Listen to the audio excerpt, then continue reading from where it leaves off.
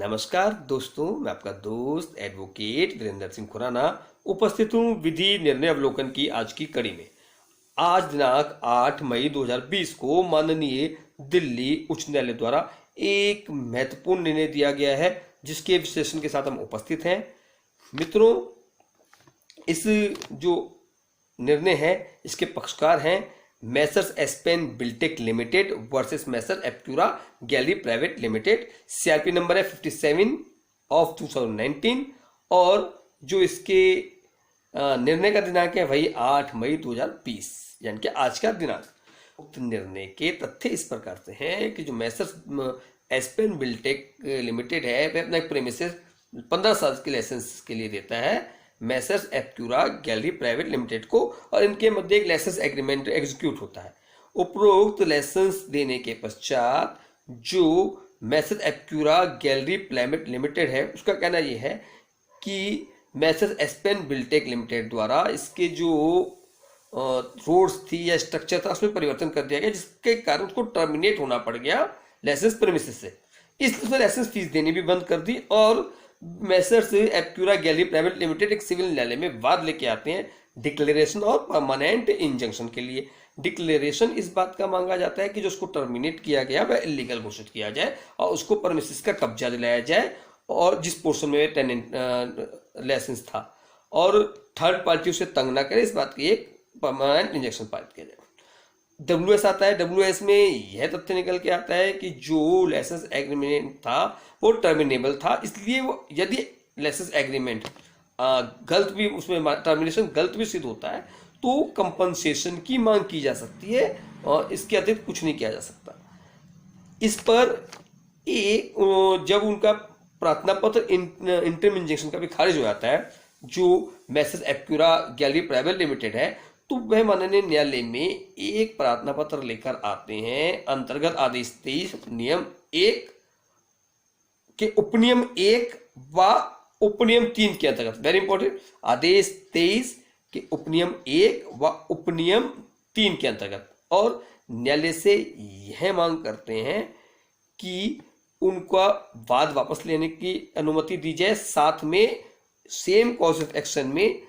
पुनः वाद दायर करने की परमिशन दी जाए। देखते हैं कि आदेश 23 का नियम 1 उपनियम 1 व नियम 1 का उपनियम 3 क्या कहता है, इसकी चर्चा करते हैं। एक बार आदेश 23 CPC को पढ़ के देखते हैं। आदेश 23 वादों का प्रत्ययन और समायोजन। वाद का प्रत्ययन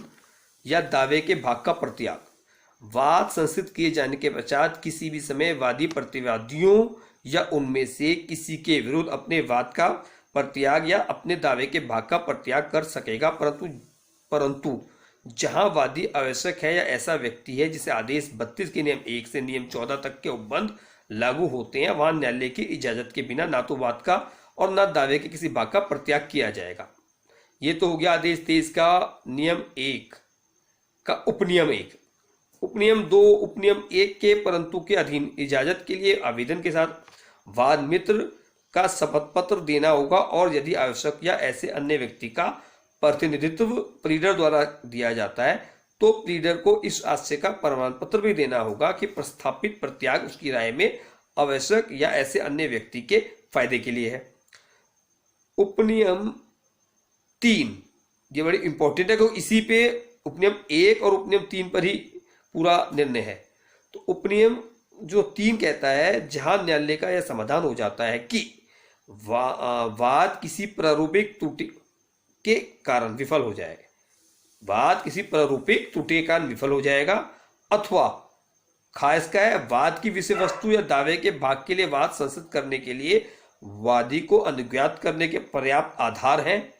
वहां वह ऐसे निबंधनों पर जिन्हें वह ठीक समझे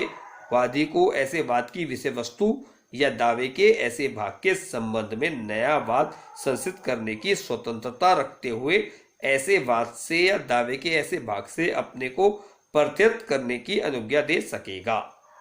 और निर्णय 1 और 3 में था, 4 और 5 ही रह गया, तो हम पूरा इस उपनियम को पढ़ लेते हैं जो आदेश 23 का 1 के जो पूरा है। तो आदेश 1 के उपनियम 4, जहां वादी इसका कहाँ खंड है? उपनियम 1 के अधीन किसी वाद का या दावे के भाग का प्रत्याग करता है, अथवा खा कहता है उपनियम 3 में निर्दिष्ट अनुज्ञा के बिना वाद से या दावे के भाग से प्रत्यर्थ कर लेता है, वहां वह ऐसे खर्चे के लिए दायी होगा जो न्यायालय अधिनियमित करे, और वह ऐसी विषय वस्तु या दावे के ऐसे भाग के बारे में कोई नया वाद संसित करने से प्रवृत्त होगा। इस नियम की बात के बारे में यह नहीं समझा जाएगा कि वह न्यायालय को अनेक वादियों में से एक वादी को उपनियम 1 के अधीन वाद या दावे के किसी भाग का प्रत्याग करने का या किसी वाद या दावे या का अन्य वादियों की सहमति के बिना उपनियम 3 के अधीन प्रत्यर्थ करने की अनुज्ञा देने के लिए प्राधिकृत करती है। आदेश 23 का उपनियम क्या कहता है? उपनियम कहता है कि वाद किसी भी समय अपने वाद का प्रत्याग कर सकेगा, किसी एक प्रतिवादी के विरुद्ध या किसी के सभी के विरुद्ध भी। लेकिन नियम 3 में कि यदि न्यायालय का यह समाधान हो जाता है कि किसी भी वाद में कोई त्रुटि जो है ऐसी है कि जिसके कारण वाद विफल हो जाएगा, तो वह न्यायालय के समक्ष प्रार्थना पत्र करने में टेक्निकल त्रुटि को ऐसे आ जाती है कि प्रारूपिक त्रुटि ऐसी है कि जिसको देखकर ही यह लगता है कि वाद विफल हो जाएगा, तो न्यायालय सेम कॉज ऑफ एक्शन में अनुमति दे सकता है कि आप इस वाद को वापस ले लें और दूसरा वाद दाखिल कर लें। इस आधार पर प्रार्थना पत्र आता है कि चूंकि वह इसमें जो है डैमेजेस नहीं मांग सके, तो इसलिए डैमेजेस ना मांगने के कारण उनका जो वाद है वह विफल हो जाएगा, जिस कारण उन्होंने माननीय न्यायालय से आदेश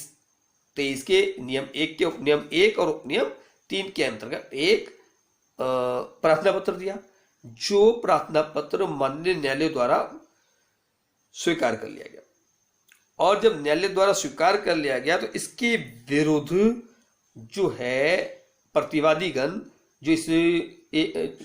दिल्ली उच्च न्यायालय में जिस पर आज निर्णय माननीय उच्च न्यायालय द्वारा पारित किया गया, जिसका हम आज विश्लेषण कर रहे हैं। उपरोक्त वाद में माननीय दिल्ली उच्च न्यायालय ने यह देखा कि जो वादी का वाद था वह किस बिंदु पर था? वादी का वाद था लाइसेंस एग्रीमेंट के स्पेसिफिक परफॉर्मेंस का, और क्या उसमें ऐसी त्रुटि थी कि जिसको अगर दूर नहीं किया गया या उसको वापस लेकर नया वाद नहीं लिया गया तो वादी का वाद विफल हो जाएगा। तो माननीय न्यायालय ने देखा कि स्पेसिफिक परफॉर्मेंस में जो डैमेजेस हैं, सेक्शन 21 स्पेसिफिक रिलीफ एक्ट के धारा 1 कहती है, खंड 1 धारा 21 का खंड 1 कहता है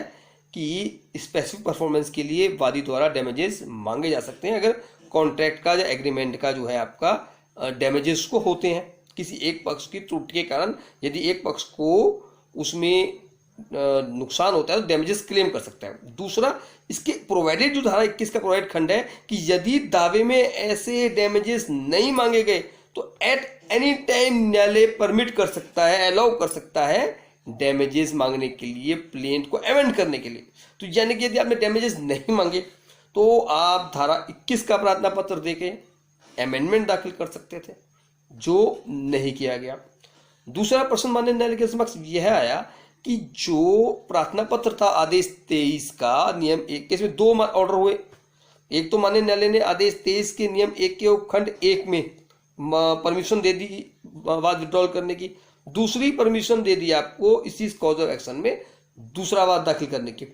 तो जो पेटिशनर थे उनका कहना था कि जो वाद वापस ले लिया उसकी परमिशन ठीक है, ऐसा नहीं होगा। या तो न्यायालय को दोनों ही प्रार्थना पत्र पूरा ही, संयुक्त प्रार्थना पत्र पूरा ही खारिज किया जाना चाहता, इन टोटो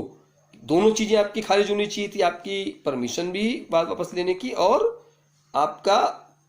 नियम 3 का कि आपकी कोई प्रारूपिक त्रुटि के कारण परमिशन नहीं जा सकती, वाद की परमिशन भी वापस लेने की नहीं दी जानी चाहिए थी। और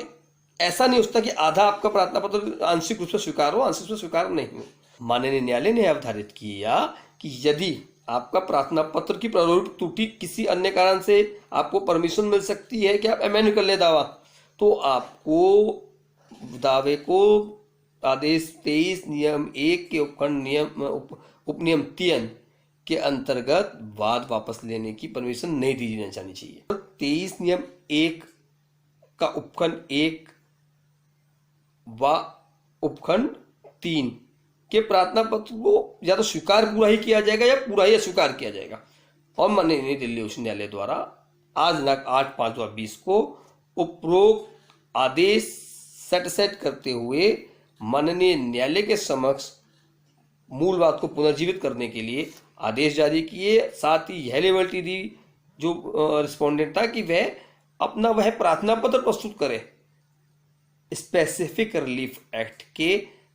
धारा 21 का था, जो हमें लगा कि हमें आपके समक्ष लेके आना चाहिए, इसलिए हम इसको लेकर आए हैं। हमारे